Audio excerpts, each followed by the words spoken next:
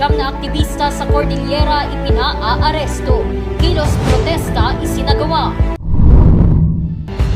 Search and rescue operation sa nawawalang Cessna plane sa Isabela nagpapatuloy. Mga botante sa Baguio City humabol sa huling araw ng voters registration. Estudyante sa Pangasinan hinahangaan dahil sa diskarte sa buhay. At libreng scholarship para sa mga gustong mag-aral abroad, alok ng Embahada ng New Zealand.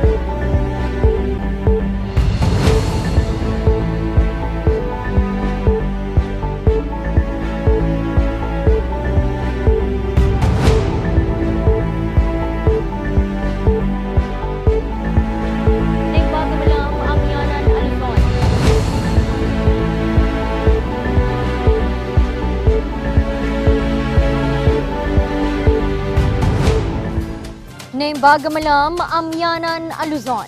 Narito na ang mga bago at may init na mga balita. Bagamat naging matamlay ang huling araw ng voter registration sa Baguio City, pinuri pa rin ni COMELEC Commissioner Maceda Jr. ang mga hakbang ng COMELEC Baguio. Narito ang report. Ngayon na ang huling araw ng voter registration para sa barangay and SK election na gaganapin Oktubre ngayong taon. Pero ang mga registration centers sa Baguio City nananatiling matamlay. In the previous registration deadlines, ina-expect mo na before 8 pa lang, madami ng pila, mahaba na. But today is really unusual kasi walang kapila-pila. Awan pulot.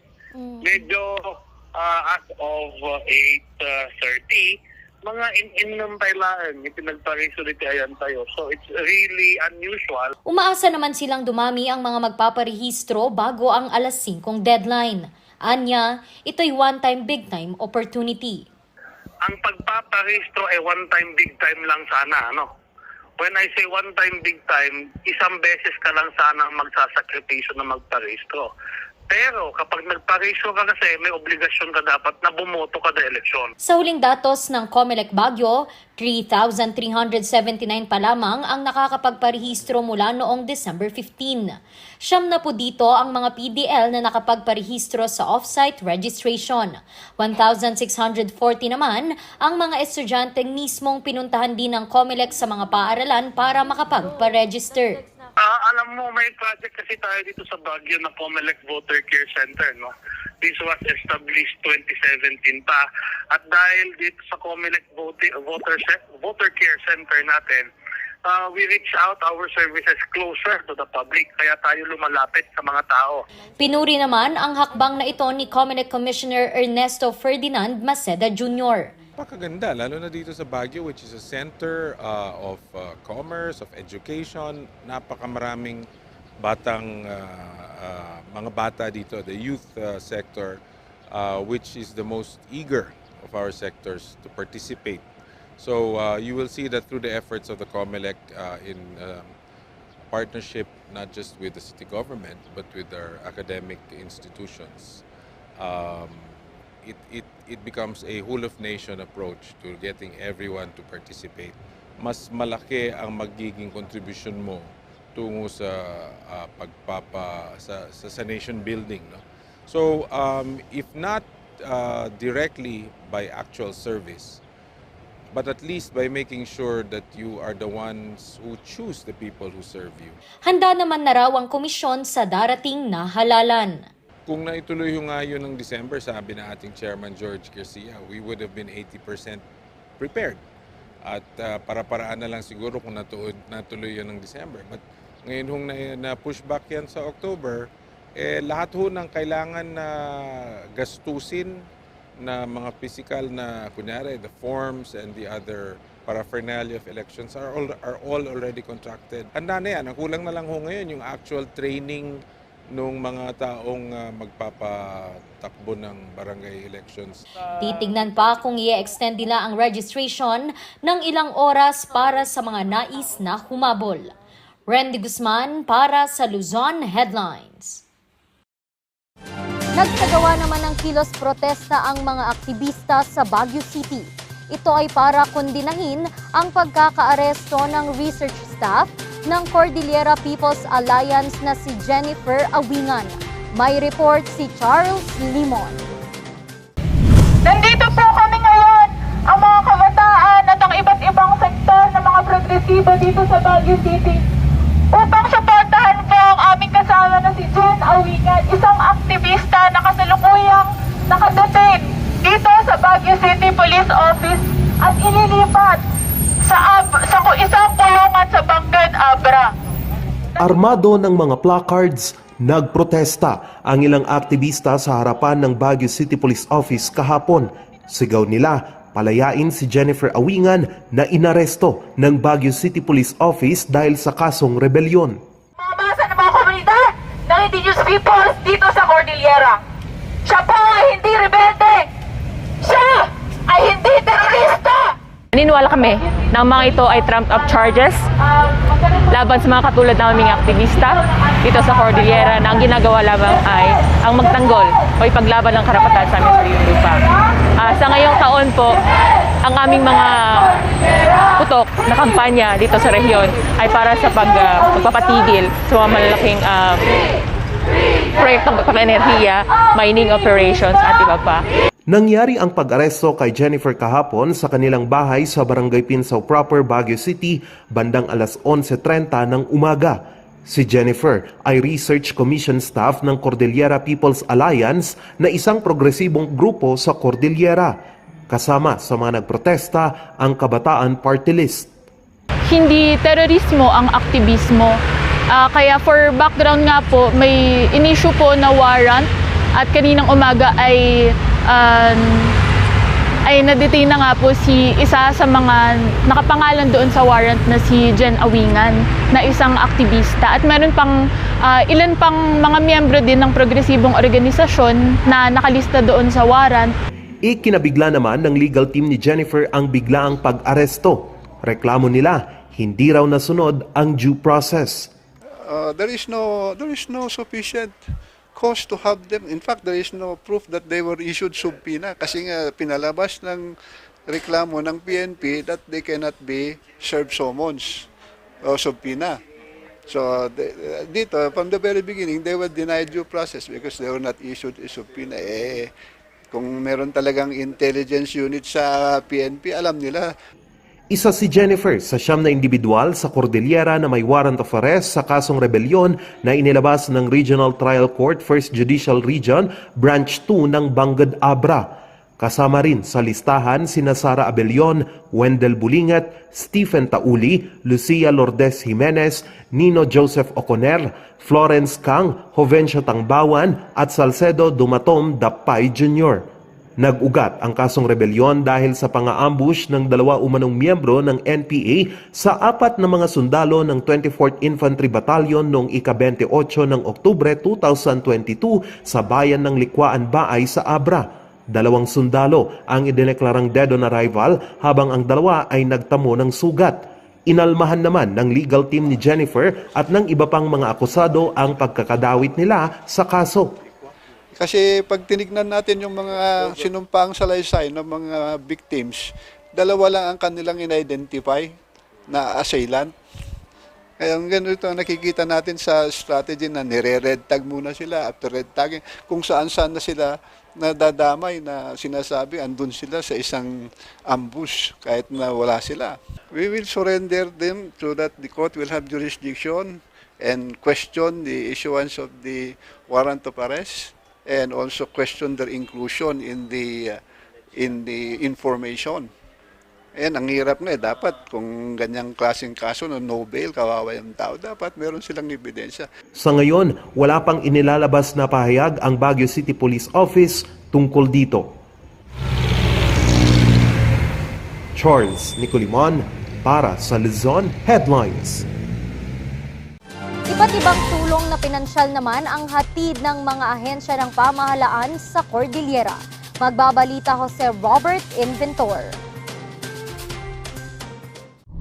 49 na mga dating OFW mula Baguio City at Benguet ang nakatanggap ng tulong mula sa Overseas Workers Welfare Administration o OWA. Bawat isa ay binigyan ng 20,000 piso sa ilalim ng Balik Pinas, Balik Hanap Buhay program ng ahensya. Layo nitong bigyan ang mga repatriated at distressed OFW ng kapital sa pagtatayo o pantustos ng negosyo. Bukas naman ang ahensya para sa mga OFW na gustong mag-apply sa nasabing programa sa owa.gov.ph para sa karagdagang detalye. Sa Bontoc Mountain Province, nakatanggap ang 31 residente ng tulong pinansyal mula sa lokal na pamahalaan. Inabot ito mismo ni Mayor Jerome Tudlong Jr. 9 sa mga benepisyaryo ay nakatanggap ng medical assistance na nagkakahalaga ng 5,000 piso. 13 ang nakatanggap ng 25,000 piso para sa burial assistance at 9 naman ang nakatanggap ng 10,000 piso para sa medical treatment. Jose Robert Inventor para sa Luzon Headlines. Mas pagpapakilala ng sining sa mga kabataan. Ito ang layunin ng kauna-unahang Arts Month sa Baguio City. Narito ang kwento. 22 siklista at kabundukan ng Kabuyaw at Santo Tomas. Yan ang imaheng makikita sa isang pader sa kahabaan ng Legarda Road, Baguio City. Ito ang Biking Mobility Climate Action Wall mural na ipininta ng ilang bata at matandang local artists sa Baguio. We encourage biking for all of us here in Baguio because we will help reduce carbon footprints. Sa pag-arangkada ng National Arts Month ngayong Pebrero, bukas, ang 8 by 100 feet mural, formal nang ilulunsad sa publiko. February 1 also happens to be the first day of our Arts Month. We will be having also the kick-off ceremony for opening all the activities for the first Baguio Arts Festival. Ang month-long celebration ay mapupuno raw ng iba't ibang workshops at arts competitions. This will involve all sorts of arts, no? From visual art to theater art to literary art to mural to sculpture and installation art.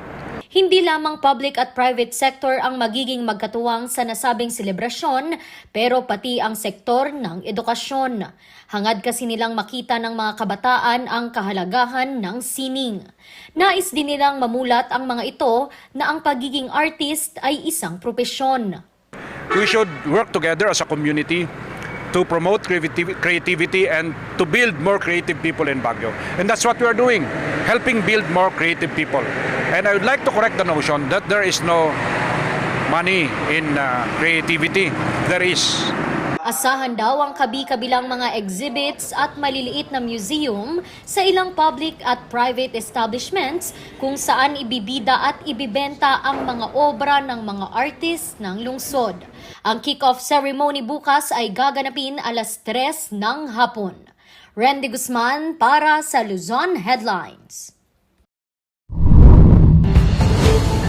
Susunod, search and rescue operation sa nawawalang Cessna plane sa Isabela nagpapatuloy. Ang mga update alamin sa pagbabalik ng Luzon Headlines.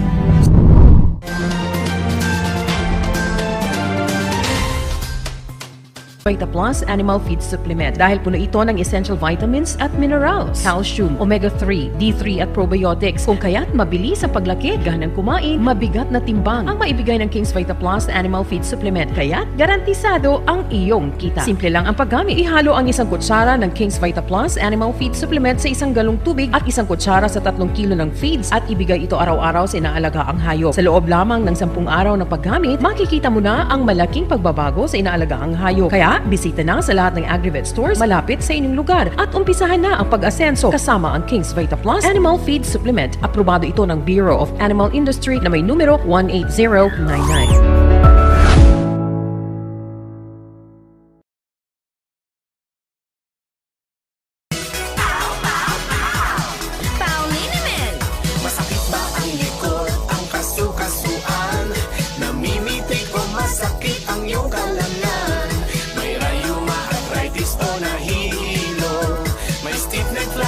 So masakit ang ulo,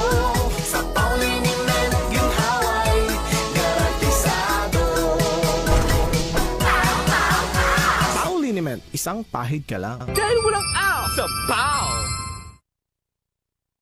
Bulok, maliliit at hindi ba malusog ang inyong mga halaman? Omega Green ang kasagutan.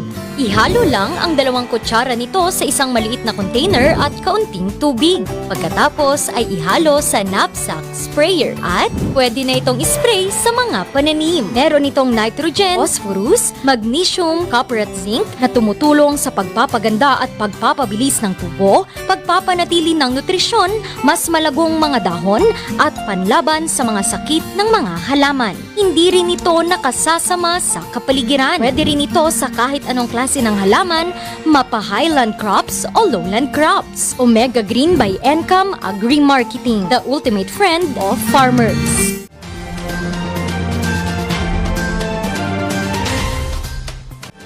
Hindi pa rin nahanap ang Cessna plane na nawawala sa Isabela na may sakay na 6 na katao.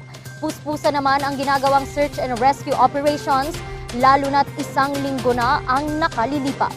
Narito ang report. Makulimlim man ang kalangitan, lumipad pa rin ang 3 helicopter ng Philippine Air Force at 2 Cessna planes ng Asia Aircraft sa mga bulubundukin ng Sierra Madre at maging sa ilang parte ng Pacific Ocean para mahanap ang kinaroroonan ng nawawalang Cessna C-1772. Lulan ng 6 na katao, lumipad ito alas 2:15 ng hapon noong January 23 mula Kawayan, Isabela patungo sana sa Maconacon, Isabela pero hindi ito nakarating. Matyaga na ring nagsagawa ng land search ang iba't ibang ahensya sa mga lupain at kabundukan na nasa loob ng 20-kilometer radius mula sa cell site ng Maconacon, Isabela. Walang tigil at pagod nilang nilakad at tinatawid ang masusukal, matarik at madulas na mga daanan at ilog.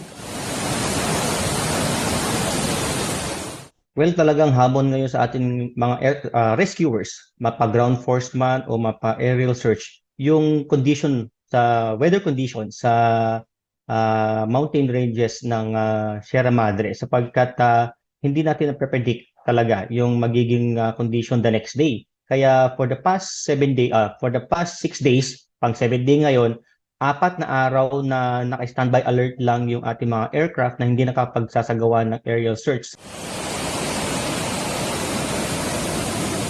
Sa ika-7 araw ng paghahanap, tumulong na rin ang iba't ibang ahensya ng pamahalaan at maging ilang residente. Personnel ng PNP, Army, maging BFP, PNP SAF, maging mga DNR personnel, local DRRMs ng province of Isabela, maging munisipyo ng Didilacan and Maconacon, and even our IP community. Meron tayong mga AGTA and Dumagat, mga kapatid nating IP na kasama natin sa search operation. Kamakailan lang ay sinuyod na rin nila ang mga lokasyon sa Barangay Dikaruyan sa Divilacan, Isabela kung saan huling na-detect ang phone signal ng mga pasahero.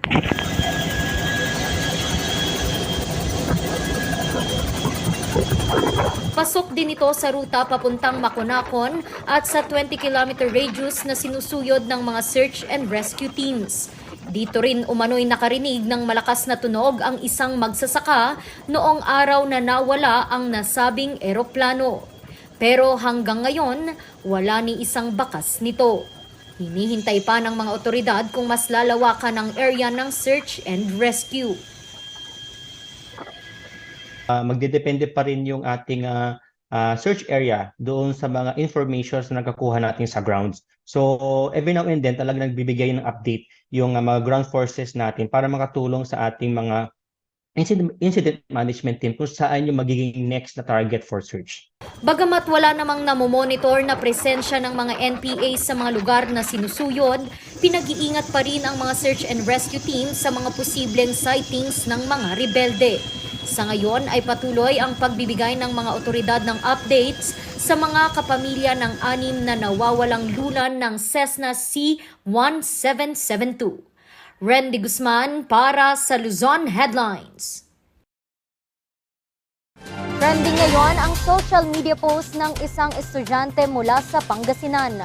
Nagbebenta kasi ito ng iba't ibang kagamitan online para masuportahan ang kanyang pag-aaral. Kilalanin natin siya kay Jose Robert Inventor. Bata pa lamang si Aaron dang maulila sa mga magulang. Kaya sa murang edad, natuto na siyang magbanat ng buto. Bahay ng tita ko kasi tawag dito, umalis ako sa kanila kasi parang hindi nila kayang suportahan yung gusto ko, ganun. So sabi ko mag-independent na lang ako. Total, kaya ko naman yung sarili ko makapagtrabaho, ganun. Nakapagtapos siya sa elementarya at sekundarya sa tulong ng mga kamag-anak. Pero problema niya ngayon ang kanyang pagkokolehiyo. Bukod kasi sa mga gastusin, problema pa niya kung paano makakapasok sa online class. Pinaka-challenges ko talaga financial. Kung saan ako kukuha ng unang-una pang tuition ko, pang baon ko. And then actually yung kung saan ako kukuha ng pagkain ko, ganon. So, sabi ko, mag-draft na lang ako kasi hindi ko kaya. Desidido na siyang tumigil sa pag-aaral pero maswerte siyang nabigyan ng scholarship. Lumapit ako dun sa dean na si Sir Jimwell, gumawa ko ng letter na if ever na consider na nila na sana hindi ako pagbayarin kasi as in walang-wala ako. And then sabi naman si Sir Jimwell, instead na mag-dean ng cash, si Sir Jimwell ang dean ng cash, instead of mag-draft ka, bigyan ka na lang namin ng student assistant scholarship. So doon ako, sabi ko kung mabibigyan mo na ako sir, malaking utang na loob ko yun. Para masuportahan ang kanyang pag-aaral, nagtinda siya ng face mask, bracelet at portrait drawing. Upang makabenta, ipinopost niya ang mga ito sa social media. Umaani na ito ng 1,900 likes at halos 700 shares. Na business na ginagawa ko, maraming nakakatulong sa akin, and balang araw siguro kapag naging successful din ako, tatanawin ko ang utang na loob kong at tutulong din sa mga taong kagaya ko na nakakaranas ng pagiging independent and working student. Hangad ni Aaron na makapagtapos ng pag-aaral sa tulong ng pagbebenta at suporta ng mga taong nagmamalasakit sa kanya. Jose Robert Inventor para sa Luzon Headlines.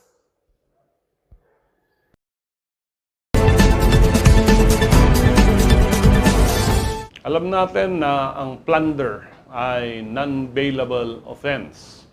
And isa sa mga nakaharap ng plunder case ay si former Senator Enrile at ang kanyang Chief of Staff na si Attorney Reyes. Si Enrile was released on humanitarian grounds, age, nung araw. Pero itong si Attorney Reyes has been in jail for 9 years. At ang dami niyang petition for bail, puro denied yan. Lately, nag-file siya ng petition for writ of habeas corpus. Now, what does writ of habeas corpus mean? Literally, it means produce the body. At ito ay order ng court para sabihin ng respondent or whoever is holding her to explain bakit in detention siya and for what cause.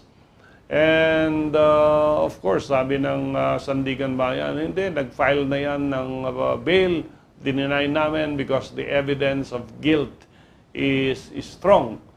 However, the Supreme Court, again, last week, granted the petition for writ of habeas corpus ni Gigi Reyes kasi napakatagal daw ng bista sa Sandigan Bayan at tuloy na deprived ng freedom of liberty si Gigi Reyes. Hindi daw ito bail, but they were only recognizing na dapat ang isang tao pag there is an inordinate delay sa kanyang kaso, ay lumabas muna. Pero she is compelled to attend all hearings before the Sandigan Bayan. Isang rason, ang sinasabi ni Gigi Reyes, ang tagal ko na dyan, 9 years. Habang si Gloria Macapagal Arroyo, was detained for 1,387 days. Si Senator Bong Revilla, 1,643 days. Si Jingo Estrada, 1,188 days and later on released on bail. So sabi niya, sila nga, si Enrile nga, 413 days lang siya, tapos na-release na for humanitarian reasons. So on this ground, sinabi ng Korte Suprema ay yung prolonged detention ni Gigi Reyes without any progress on the case is considered vexatious, capricious, and oppressive. And ganito rin ang thinking ng ombudsman, no? Pag mas tagal masyado yung investigasyon ng ombudsman sa isang kaso, for example, parang 9 years yung common factor, dinidismiss din nila ito for inordinate delay in the prosecution of a case.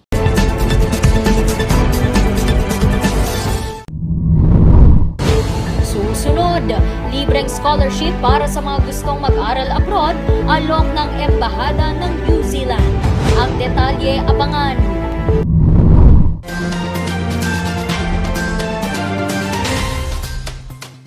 Sa milk tea ng batang 90s, tara't atin lang i-try. Ang batang 90s milk tea, di ka magsisisi, promise. Sa milk tea ng batang 90s. Bizarre Music offers a complete line of musical instruments.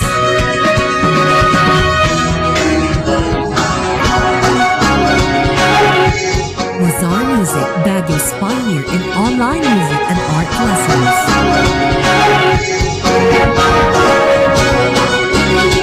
Bizarre Music, bringing music closer to your hearts.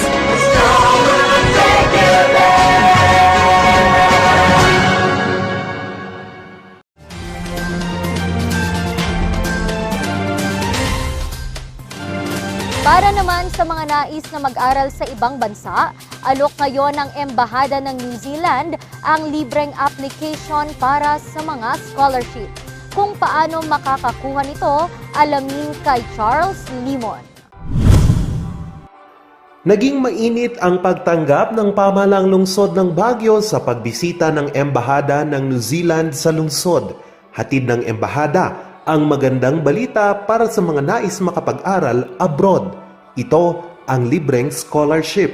The Manaki scholarships are provided to partners of New Zealand across the world. So it's not to every country, not to every partner that we have. And these particular scholarships are government funded, which means that the full costs of tuition, of living in New Zealand are covered by the scholarship. Limitado lamang sa 16 na mga estudyante ang kukunin ng Embahada para sa master's degree at PhD sa iba't ibang mga kurso. The number is small, but the experience is big because you don't have to worry about costs of living and studying while you are in New Zealand. Planting the seeds so that more Cordillerans in the future every year, because this is an annual program, apply for the scholarships program. Kailangan lang daw ay dapat makamit ng mga applicants ang ilang requirements na hinihiling ng mga partner universities sa New Zealand. If you meet the requirements of your university of choice, and then the university then decides whether they will accept the candidate that we have selected, which is why for those of you who are listening and those of you who are interested, when the application process opens, look not only at the requirements to get the government scholarship, but also at the requirements of the university in New Zealand that you think best fits your chosen course.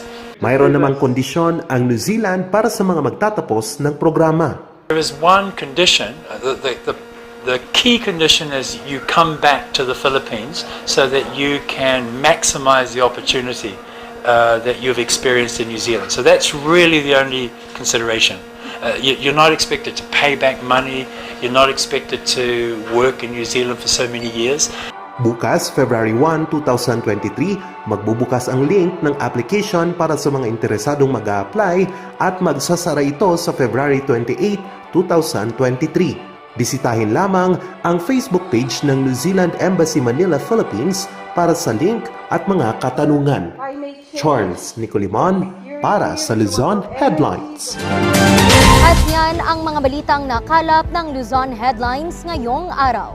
Muli, maraming salamat at magandang araw sa ating lahat.